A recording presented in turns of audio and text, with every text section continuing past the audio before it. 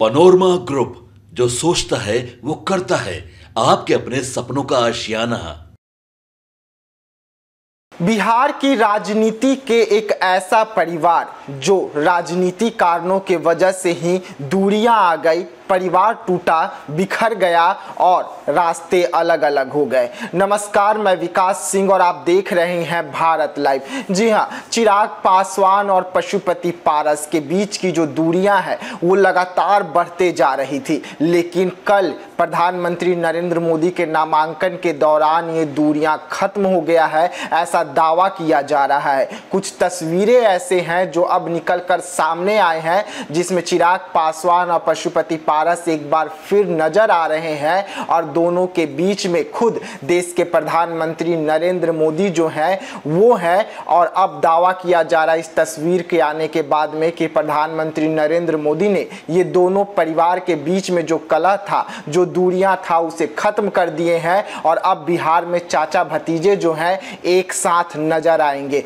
हम आपको बता दें कि कुछ दिन पहले ही जब चिराग पासवान ने हाजीपुर से नामांकन किया था, उसमें पशुपति पारस नहीं जाते हैं। जब ये सवाल चिराग पासवान से पूछा जाता है, उनकी बहन से पूछा जाता है, तो चिराग पासवान की ओर से खुलासा किया जाता है कि हमने चाचा को फोन लगाते रह गए, लेकिन फोन हमारा चाचा जो है रिसीव नहीं करते हैं। उसके कुछ दिनों बाद पशुपति पारस पीसी करते हैं और जानकारी देते हैं कि चिराग पासवान झूठ बोल रहे हैं। चिराग पासवान दिन भर में यहां से 2 बार पटना एयरपोर्ट जाते हैं। अगर उन्हें न्योता देना था तो मेरे से खुद पर्सनली मिलने चले आते, फोन नहीं करते। जिसके बाद ये दूरी थी, जो तलखी थी, वो और ज्यादा बढ़ती हुई नजर आ रही थी। हालांकि एक तरफ पशुपति पारस और प्रिंस राज ये दावा कर रहे थे कि एनडीए के तमाम सीट पर प्रचार करने जाएंगे, चाहे वो हाजीपुर सीट ही क्यों ना हो। लेकिन नामांकन में ना पहुंचकर जो तेवर था पशुपति पारस का, वो जता देते हैं कि अब भी मामला जो है वो बिगड़ा हुआ है, फंसा हुआ है।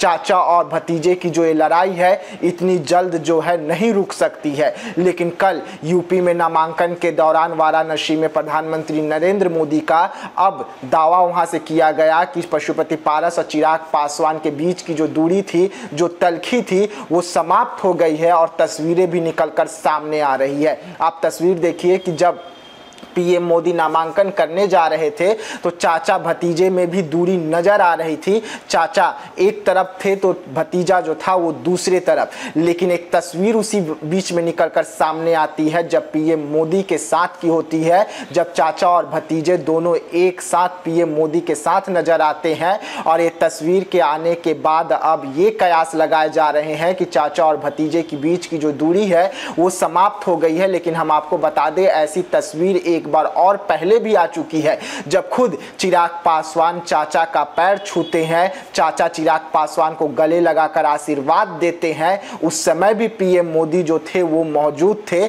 लेकिन उसके बाद जिस तरीके से हाजीपुर के लिए जंग होता है, ये सबने देखा। जिस तरीके से पशुपति पारस चिराग पासवान पर बरसते हैं और कहते हैं कि हम किसी भी कीमत पर हाजीपुर सीट नहीं छोड़ेंगे, लेकिन जब हाजीपुर सीट चिराग पासवान के झोली में जाती है तो पशुपति पारस का तेवर जो था वो सातवें आसमान पे था और वो एनडीए से ही नाराज हो जाते हैं, एनडीए गठबंधन से नाराज होकर अलग हो जाते हैं। लेकिन कुछ दिन बाद ही पशुपति पारस फिर से एनडीए में शामिल होते हैं, फिर से मोदी परिवार का हिस्सा खुद को बताते हैं। और अब उसके बाद एक बार फिर से पशुपति पारस और चिराग पासवान की ये तस्वीर जो है इस वक्त निकलकर सामने आ रही है, जिसमें देश के प्रधानमंत्री नरेंद्र मोदी नजर आ रहे हैं और बताया जा रहा है कि दोनों परिवार के बीच की जो दूरी थी वो समाप्त हो गई है। वैसे में क्या चाचा और भतीजे मिलकर अब हाजीपुर में चुनाव प्रचार करेंगे? क्योंकि एक तरफ भतीजा जो है वो खुद के लिए वोट मांगने का काम तो कर रहा है, लेकिन चाचा जो है वो नाराज है, अब तक हाजीपुर में प्रचार करने के लिए नहीं पहुंचे हैं। तो वैसे में क्या चाचा भी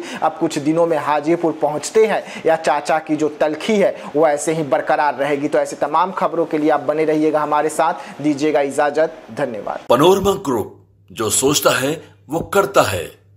अगर ये वीडियो पसंद आई और वह बिहार के राजनीति और बिहारियत से सरोकार रखेनी तो सब्सक्राइब बटन दबा के चैनल के सब्सक्राइब कर ली। ओजे एगो घंटी बा, ओकरा बटन दबा देला से कुल सटीक और मारक खबर रुआ मुफ्त में मिल जाई। अगर रुआ पत्रकारिता के हमनी के नया प्रयोग में सहयोग कर चाहतानी तो ज्वाइन बटन दबा दी। पेटीएम नंबर नोट कर ली 9386816700। धन्यवाद।